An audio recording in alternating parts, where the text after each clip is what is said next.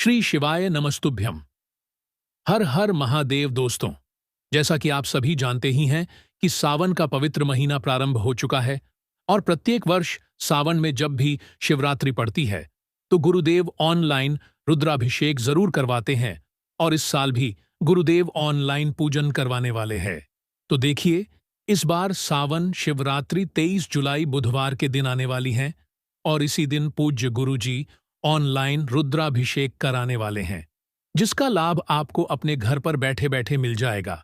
तो हर साल की तरह इस पूजन के लिए सबसे पहले तो आपको बनाना होगा पार्थिव शिवलिंग, यानी कि मिट्टी का शिवलिंग, और इसी पार्थिव शिवलिंग का करना होगा आपको रुद्राभिषेक। देखिए, पिछले साल हमने जो पूजन किया था इसमें हमसे बहुत अधिक गलतियां हुई थीं।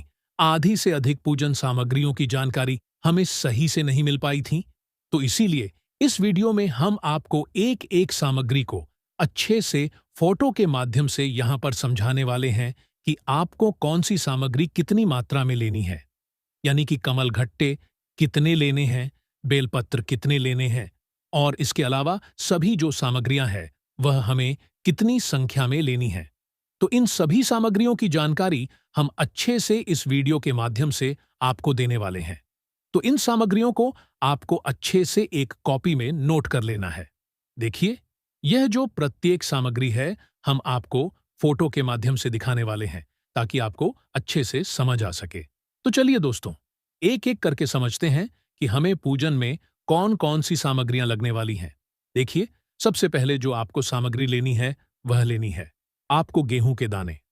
अब देखिए, गेहूं के दाने आपको मात्र 21 ही लेना है और गेहूं के दाने जो आप लेंगे वह कहीं से भी खंडित नहीं होना चाहिए। 21 गेहूं के दाने आपको साबुत बिना टूटे हुए लेना है। अब देखिए दोस्तों, जो अगली सामग्री है वह आपको लेना है नारियल, जिसे हम श्रीफल के नाम से भी जानते हैं। तो आपको एक नारियल लेना है। अब दोस्तों, अगली जो सामग्री है वह आपको लेनी है 5 कमल गट्टे। देखिए, कमल गट्टे जो हैं आपको किसी भी पूजन सामग्री की दुकान पर आसानी से प्राप्त हो जाएंगे। तो आपको मात्र 5 ही कमल गट्टे लेने होंगे। फिर अगली वस्तु जो है आपको लेना है आचमनी। देखिए, पिछली पूजा में गुरुजी ने बताया था कि आपको 3 बार आचमन करना है। तो पिछली पूजा में हमारे पास आचमनी थी ही नहीं। तो पिछली पूजा में अधिकतर लोगों ने चम्मच का प्रयोग किया था। तो हमें आचमनी लेकर के आना है और इससे ही हमें आचमन करना है। तो आपको यह जो आचमनी है पूजा सामग्री की दुकान पर आसानी से प्राप्त हो जाएगी। तो यदि आप चाहें तो आचमनी भी ले सकते हैं, या घर पर ऐसी चम्मच हैं जो पूर्ण तरीके से नई हो, शुद्ध हो, तो फिर आप चम्मच भी ले सकते हैं। अब दोस्तों, अगली जो सामग्री है वह हमें लेना है पान का पत्ता। देखिए, आपको 3 पान के पत्ते लेना है। देखिए, आपको एक एक सामग्री अच्छे से बताई जा रही है कि कितनी लेनी है। तो आपको सभी सामग्री अच्छे से नोट करते जाना है। तो 3 पान के पत्ते हमें लेना है। देखिए, हमें यह जो पान के पत्ते हैं वह पूजन वाले लेकर आना है, न कि खाने वाला। तो यह पान के पत्ते जिस दिन पूजन होगा उसी दिन आपको लेकर आना है, और यह पान के पत्ते आपको किसी भी फूल वाले के पास आसानी से मिल जाएंगे। फिर इसी के साथ अगली वस्तु हमें लेना है सुपारी। तो हमें पूजन वाली जो सुपारी आती है वह मात्र 5 की संख्या में लेनी है। फिर इसी के साथ हमें लेना है मेहंदी। देखिए, हमें एक जो मेहंदी है मार्केट से केमिकल के रूप में प्राप्त होती है। तो आपको खोजना है कि मेहंदी के आपको पत्ते लेना है। देखिए, मेहंदी के पत्ते जब भी हम महादेव को समर्पित करते हैं तो इससे हमारे घर में धन संपदा बढ़ती है। देखिए, मेहंदी के पत्ते के बारे में गुरुजी ने कुछ निश्चित संख्या नहीं बताई गई है। जितने भी आपको मिले उतने आपको ले लेना है। अब दोस्तों, यदि आपको मेहंदी के पत्ते बहुत कोशिश के बाद भी नहीं मिल पाते हैं तो आप लास्ट में इस ट्यूब को, यानी कि मेहंदी की जो ट्यूब आती है, उसे ले सकते हैं। इसलिए आपको यह सभी सामग्रियां इतने दिनों पहले बताई जा रही हैं ताकि आप इन्हें अच्छे से तैयार कर सको। अब देखिए दोस्तों, अगली जो सामग्री है वो आपको लेने हैं चावल के दाने। चावल के दाने आपको गिनकर के मात्र 108 लेने हैं, और जो आप चावल के जो दाने लेंगे वह कहीं से भी खंडित नहीं होने चाहिए। तो इस प्रकार से आपको 108 चावल के दाने लेना है। फिर अगली सामग्री हमें लेनी है जनेऊ। जब भी महादेव का पूजन किया जाता है तो जनेऊ की बहुत अधिक जरूरत होती है। तो हमें मात्र 2 जनेऊ लेना है। फिर इसी के साथ आपको एक दीपक लेना है। दीपक आप मिट्टी का भी ले सकते हो या आटे का भी बना सकते हो। और इस दीपक के अंदर हमें घी डालना चाहिए।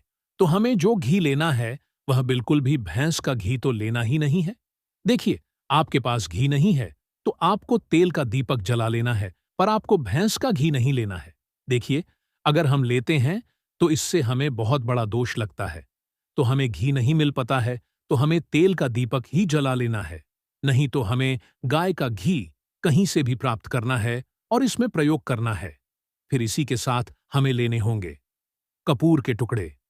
कपूर का आपको मात्र एक टुकड़ा ही लेना है। केवल आपको इसका प्रयोग आरती के लिए ही करना है। तो आपको एक या फिर 2 टुकड़े ही कपूर के लेने होंगे।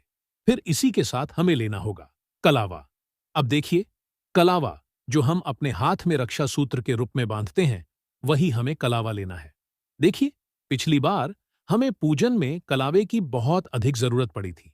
तो हमें छोटे छोटे टुकड़े करके अधिक मात्रा में यह कलवा ले लेना है। इसी के साथ हमें लेना है धूप बत्ती।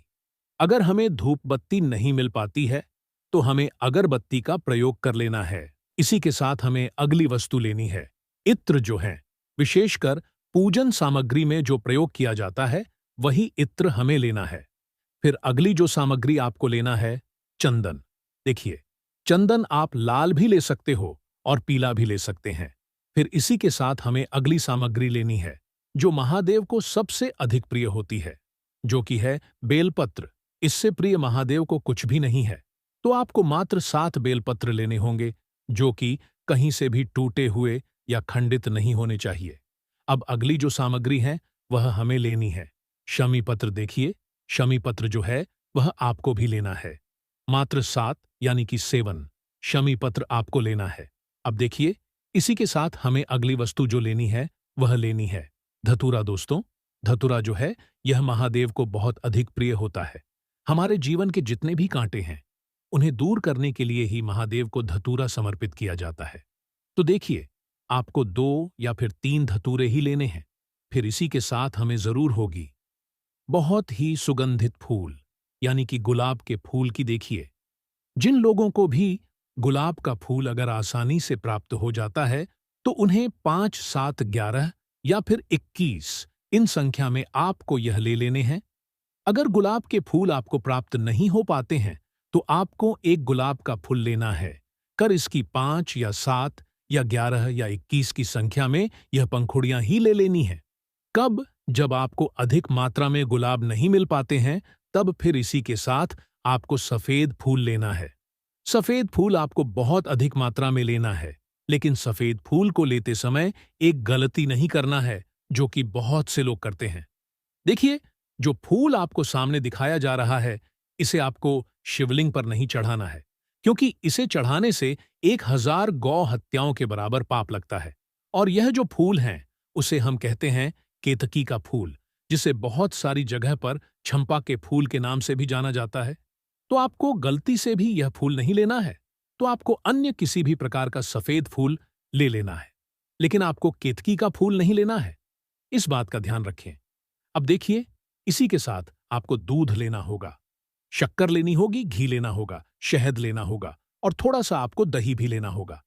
अब घी जो है आपको गौ माता का ही लेना है, अन्य घी आपको नहीं लेना है। अब देखिए, अगली जो वस्तु है वह हमें लेनी है काले तिल। काले तिल हमें मात्र 1 से 2 चम्मच ले लेने हैं, यानी कि 1 से 2 चुटकी आपको काले तिल ले लेने। फिर इसी के साथ हमें काली मिर्च लेना है। काली मिर्च हमें गिन करके लेना है 21, यानी कि 21 हमें काली मिर्च लेनी है, जो कि साबुत लेनी है, खंडित नहीं होनी चाहिए।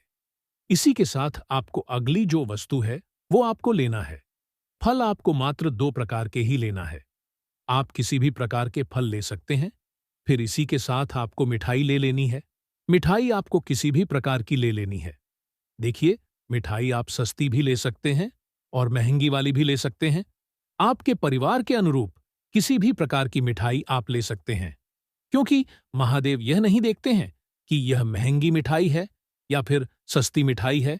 वह तो आपकी पूजन का केवल भाव देखते हैं।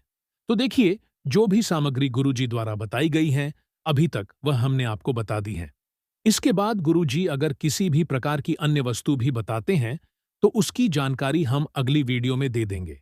अभी जो भी सामग्री हमने आपको बताई है उन सभी सामग्री को अच्छे से एक कॉपी में नोट कर लेना है और इन सभी सामग्री को एकत्र कर लेना है।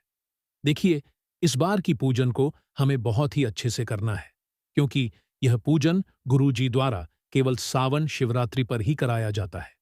अगर यह मौका आप चूक गए तो आपको फिर अगले 1 साल तक मौका नहीं मिलेगा। तो हमसे यह जो गलतियां पिछली पूजा में हुई हैं इस बार नहीं करनी है। इसीलिए यह वीडियो आपको कई दिनों पहले ही मिल चुका है, ताकि आप प्रत्येक सामग्री को अच्छे से एकत्र कर सके और इस पूजा को आप अच्छे से कर सकें।